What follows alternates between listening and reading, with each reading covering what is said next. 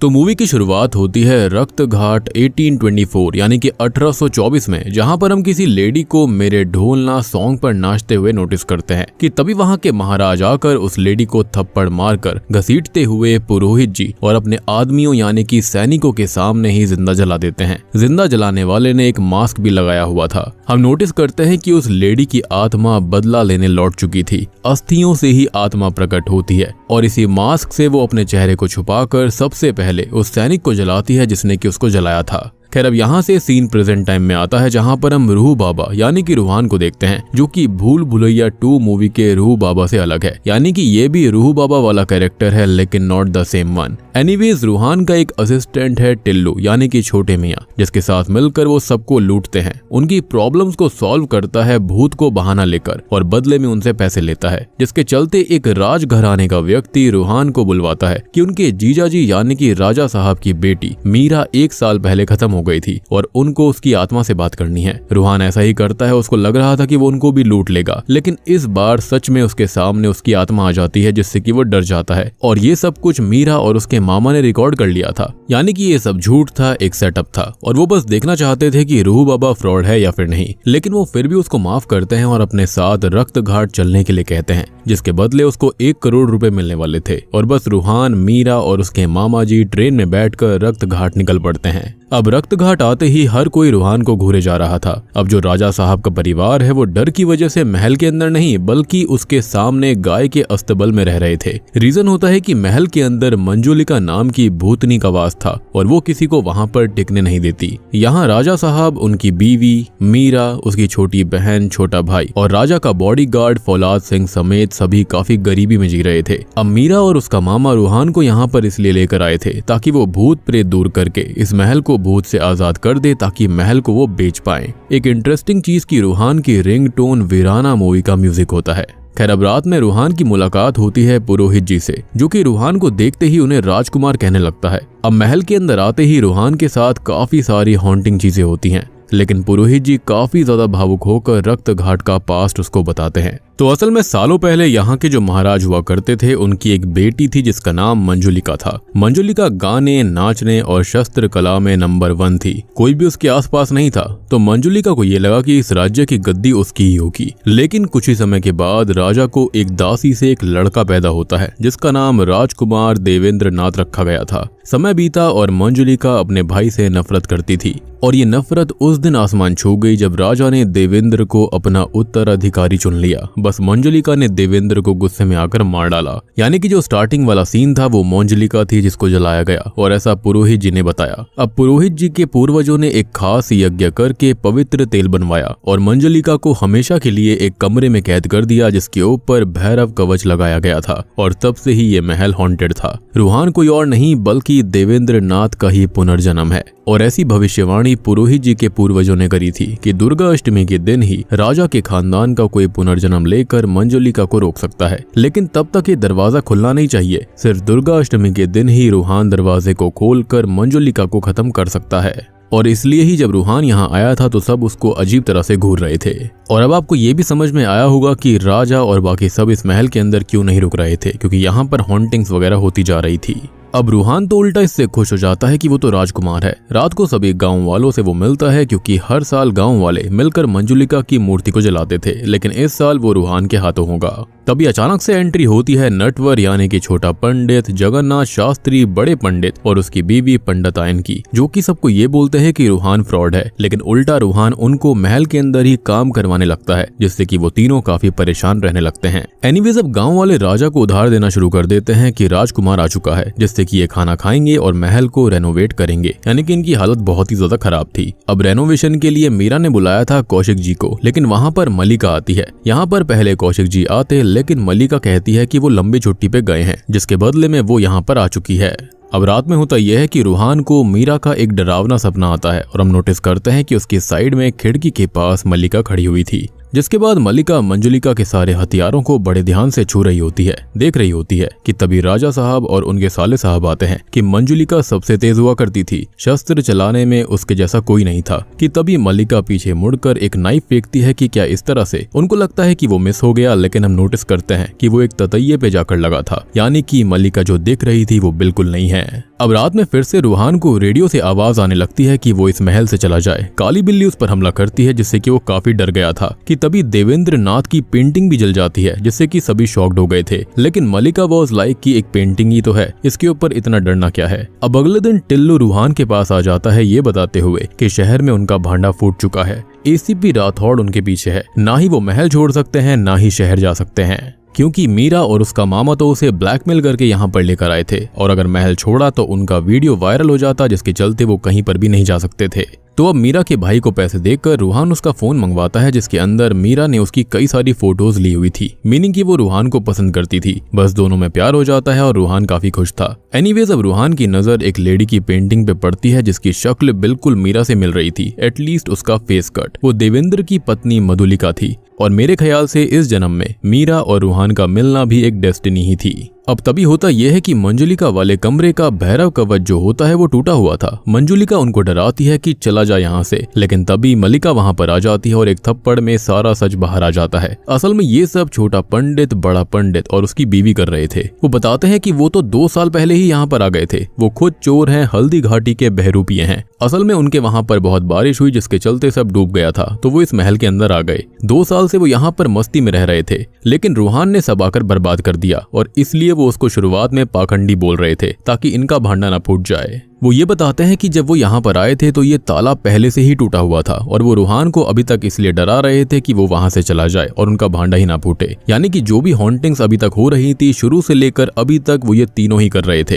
खैर अब आसपास सभी को ये मैसेज जाना जरूरी था कि यहाँ कोई भूत नहीं है, लेकिन डायरेक्टली बोलते तो उनके पूर्वज गलत हो जाते। इसलिए रूहान यहाँ पर एक यज्ञ करके गेट को दुर्गा अष्टमी से पहले ही खोलने की सलाह देता है। यहाँ पर खाली नाटक करना था जिसके अंदर मलिका को मंजुलिका बनना था, जिसके लिए वो राजी हो जाती है। अब इसमें छोटा पंडित, बड़े पंडित और पंडिताइन को आग, बर्फ और धरती पे लोट-पोट करके ये चीज करनी थी, यानी कि यज्ञ में साथ देना था। लेकिन होता यह है कि स्ट्रेंजली मलिका बंगाली में रूहान पे गुस्सा करने लगती है, जो कि बहुत ही अजीब था और मेरे ख्याल से ये भूल भुलैया 1 का एक रेफरेंस भी है। बट अल्टीमेटली होता यह है कि हर जगह ये बात फैल गई थी कि अब जो महल है वो भूत मुक्त हो गया है, इसलिए महल को खरीदने के लिए बड़े बड़े लोग शहर से आने लगते हैं। लेकिन अब अचानक से ही मलिका एक जगह पे कुछ रेनोवेशन का काम करवा रही थी कि तभी वो दीवार गिर पड़ती है जहाँ पर एक छिपा हुआ रास्ता था, यानी कि एक सीक्रेट पैसेज था। नीचे जाकर देखने पर वहाँ पर सेम टू सेम दरवाजा था जिसके ऊपर भैरव कवच चढ़ा हुआ था, यानी कि एक महल के अंदर 2 दरवाजे। अब पुरोहित जी भी इससे शॉक्ड हो गए थे कि ये कैसे हो सकता है, लेकिन वो गेट को ना खोलने की चेतावनी देकर राजमहल का इतिहास पढ़ने निकल जाते हैं। लेकिन रूहान राजा को उकसाकर कहता है कि गेट को आज ही खोल दो। बस गेट खुल जाता है और ढेर सारी रेवन बर्ड्स बाहर आ जाती हैं।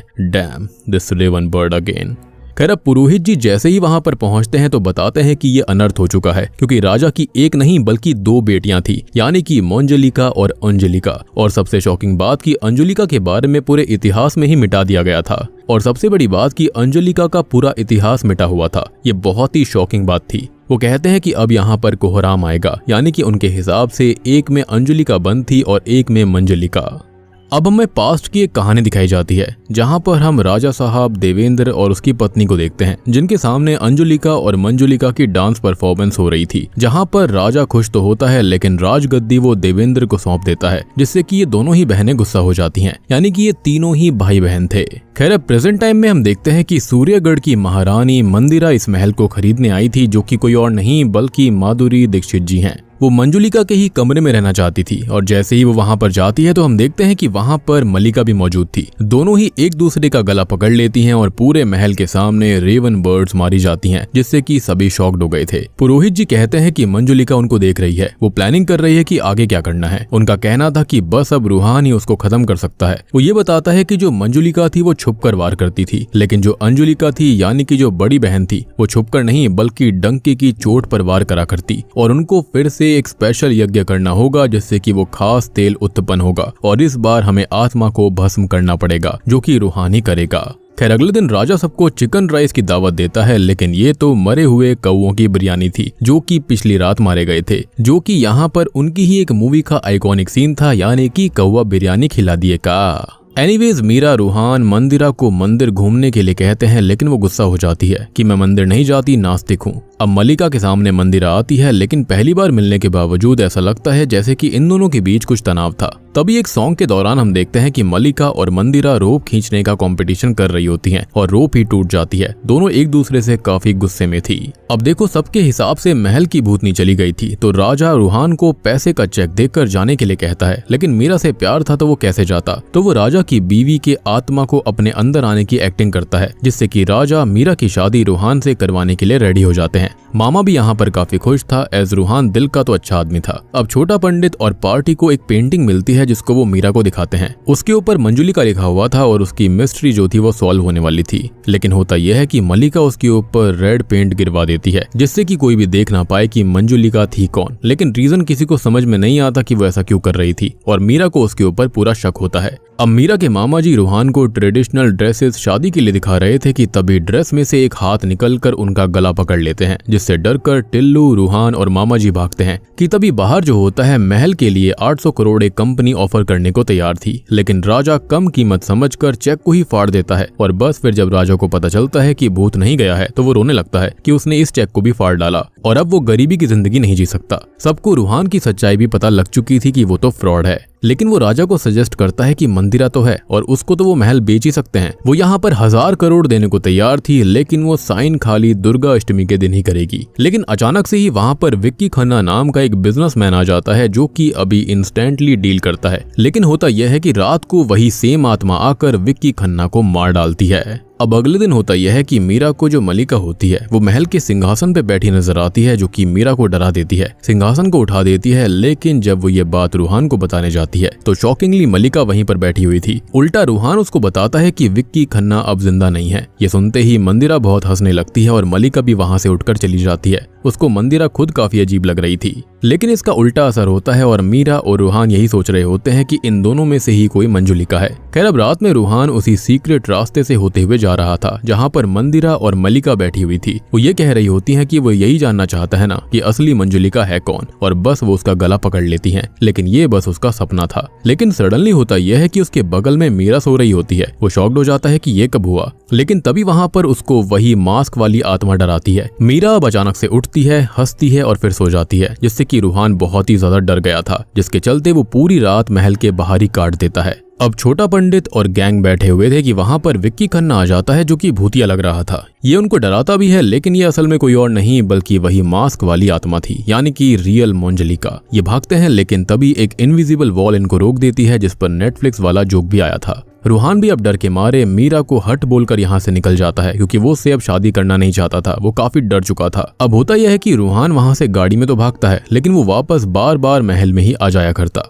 इनफैक्ट छोटा पंडित और गैंग भी सेम करता है। वो अपनी रोल्स रॉयल्स यानी कि अपने बैलों के साथ वहां से भागने लगते हैं, लेकिन वो भी बार बार महल में ही आ रहे थे। और इस बीच एक ट्रेजेडी भी हो जाती है कि छोटा पंडित पहाड़ी से नीचे गिर पड़ता है। तभी पुरोहित जी ने अब वो स्पेशल तेल रेडी कर दिया था, और सबसे बड़ी बात कि पुरोहित जी को पहले से ही पता था कि रूहान लोगों को शहर के अंदर रूह बाबा बन के ठगता है, लेकिन उसको अभी भी उसके ऊपर भरोसा था कि वही कुछ कर सकता था। अब जिस तेल को मंजुलिका की आत्मा के ऊपर छिड़कना था, उसको बड़ा पंडित उसकी बीवी अपने सर में लगा लेते हैं, जिसके बाद मीरा के साथ कुछ होता है। वो अजीब सी हरकत करती है और उसने सपना देखा था कि वो खुद को आग लगा रही है और रूहान भी साथ में था। अब किसी तरह से रूहान उसे होश में लेकर आता है। मीरा अब ये बताती है कि उसे कुछ याद नहीं है, वो लास्ट मंदिरा के साथ थी। और बस अब गुस्से में आकर वो मंदिरा पे गुस्सा करने लगता है कि तभी अचानक से ही मल्लिका मंदिरा को उठाकर ऊपर ले जाती है और नीचे पटक देती है कि वही मंजुलिका है। अब रूहान को वो मारने ही वाली थी कि तभी उसने वो तेल वहीं पर डालकर आग लगा दी, जिससे कि वो बच गया। कि तभी अचानक से ही मंदिरा हंसने लगती है कि वही असली मंजुलिका है और उसने गलत बहन को जलाया है। जो पेंटिंग लाल रंग से ढक गई थी, आपको याद होगा, उसको शहर में रीस्टोर होने के लिए भेजा गया था, जिसका फोटो फोन पे आया था, जहाँ पर मंजुलिका विद्या बालन ही थी, यानी कि मल्लिका।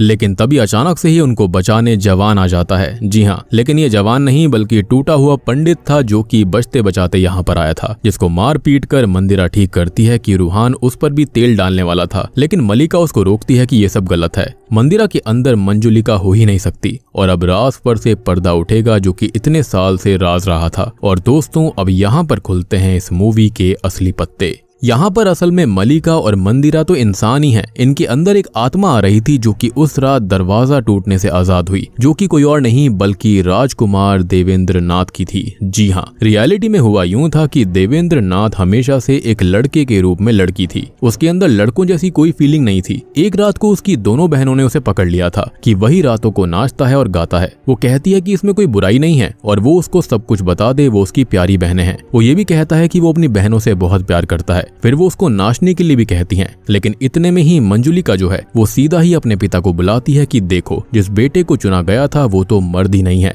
और बस फिर क्या था, वही स्टार्टिंग वाला सीन आता है जहाँ पर एक लेडी को थप्पड़ मारा गया था, लेकिन वो लेडी नहीं थी बल्कि वो देवेंद्र नाथ था जिसको जिंदा जला दिया गया। यानी कि यहाँ पर मंजुलिका कभी थी ही नहीं, लेकिन एक राजा के लिए काफी बेइज्जती वाली बात हो चुकी थी, जिसके चलते उसने अपनी ही बेटियों को राज्य से निकाल दिया कि उन्होंने गद्दी के लालच में अपने ही भाई की बेइज्जती करवा दी, जिसके चलते राजा को ये कदम उठाना पड़ा। वो चाहती तो उसको पर्सनली ये बात आकर बताई जा सकती थी, लेकिन राजगद्दी के लालच में उन्होंने ऐसा किया, यानी कि देवेंद्र जला दिया गया। शायद उसकी बीवी ने भी खुद को आग लगाई होगी, तभी मीरा को ऐसा सपना आया था। माइट भी देवेंद्र की आत्मा ने ही ऐसा सपना इंड्यूस किया होगा। अब देवेंद्र नाथ की आत्मा ने अपने पिता और बाकी सैनिकों को सबको मार तो दिया, लेकिन पुरोहित जी ने पंडितों के साथ मिलकर उसको अंदर बंद कर दिया उसी दरवाजे के पीछे, और जस्ट उसके ऊपर एक सेम दरवाजा बनवाया ताकि असली देवेंद्र तक कोई पहुंच ही ना पाए, यानी कि वो सीक्रेट रास्ता जो था। बात रही अंजुलिका के बारे में, तो राजा के परिवार से उसे पूरी तरह से मिटा दिया गया था सजा के रूप में, यानी कि उसकी हिस्ट्री ही मिटा दी गई। और तभी किसी को भी राजा की 2 बेटियां हैं ऐसा नहीं पता था। सब जगह इनफैक्ट ये कहानी फैलाई गई थी कि देवेंद्र को मंजुलिका ने मारा है और फिर मंजुलिका को ही जलाया गया था। उसी की आत्मा वहां पर महल के अंदर कैद थी, जबकि असली आत्मा तो देवेंद्र की कैद थी और अंजुलिका का नाम ही पूरी हिस्ट्री से मिटा दिया गया। यानी कि यहाँ पर पूरी कहानी को ही उल्टा पुल्टा कर दिया गया था ताकि राजा की बदनामी ना हो। और अब फाइनली देवेंद्र की जो आत्मा होती है वो रूहान के हाथ से तेल लेकर फेंक देता है और सबको वो जलाने वाला ही होता है कि तभी वो खुद नोटिस करता है कि वो खुद उस तेल पे खड़ा हुआ है, जिसके चलते उसकी आत्मा वहीं कैद सी हो जाती है। और पुरोहित जी ये कहते हैं कि असल में अंजुलिका और मंजुलिका का पुनर्जन्म मंदिरा और मलिका के रूप में हुआ है, ना कि रूहान का पुनर्जन्म हुआ है। और शुरुआत से ही मंदिरा और मलिका के साथ देवेंद्र की आत्मा यही कर रही थी। शुरू में दोनों ने एक दूसरे का गला पकड़ा था, वो भी देवेंद्र ने करवाया। वो चाहता था उसको मार सकता था, लेकिन उसने उनको तड़पाना चाहा। यानी कि जो देवेंद्र की आत्मा थी जब से वो आजाद हुई थी, यानी कि जब वो गेट खुला था, उसके बाद से ही जो कोई भी हॉन्टिंग महल के अंदर हुई थी वो सब देवेंद्र ने करवाई थी ताकि वो अपना बदला ले सके। लेकिन दोनों बहनें अपनी ही की हुई गलती नहीं दोहराती। देवेंद्र बहुत मासूम था, उसने अपनी बहनों पे भरोसा किया था, वो उनसे काफी प्यार भी करता था। इसलिए मलिका और मंदिरा उससे माफी मांगती हैं कि उन्होंने उसके साथ गलत किया। वो चाहे तो उनको मार दे लेकिन बाकी सबको छोड़ दे। लेकिन देवेंद्र हमेशा से यही चाहता था कि उसको रिस्पेक्ट मिले, प्यार मिले, बहन उसको रिकॉग्नाइज करें, जिसके चलते उसके आंसुओं के साथ ही उसका गुस्सा बह जाता है और उसे मोक्ष की प्राप्ति हो जाती है। मूवी के अंत में हम देखते हैं कि मलिका ने कौशिक जी को मारा नहीं था, वो सच में छुट्टी पे गोवा गए थे और उसको बचपन से इस महल के सपने आया करते थे एंड इवेंचुअली वो यहाँ पर आ गई। मंदिरा बताती है कि उसका तो असली नाम मंदिरा है ही नहीं, वो तो किसी और ही काम से यहाँ पर आई थी। लेकिन महल में आते ही वो खोसी गई क्योंकि उसका भी पास्ट यहीं से जुड़ा हुआ था, यानी कि उसका भी पुनर्जन्म हुआ था। उसका real name shockingly ACP Rathore होता है। जी हाँ, वही एसीपी जो कि रूहान को पकड़ना चाहती थी, लेकिन अब शायद वो ऐसा नहीं करने वाली। और अब इन दोनों को ही अपना पिछला जन्म याद आ गया था और अब इनके मन में महल को लेकर वो लालच भी नहीं था, क्योंकि लालच कितनी बुरी बला होती है आप देख सकते हो। और बूम, इसी के साथ में भूल भुलैया 3 मूवी यहीं पर खत्म हो जाती है।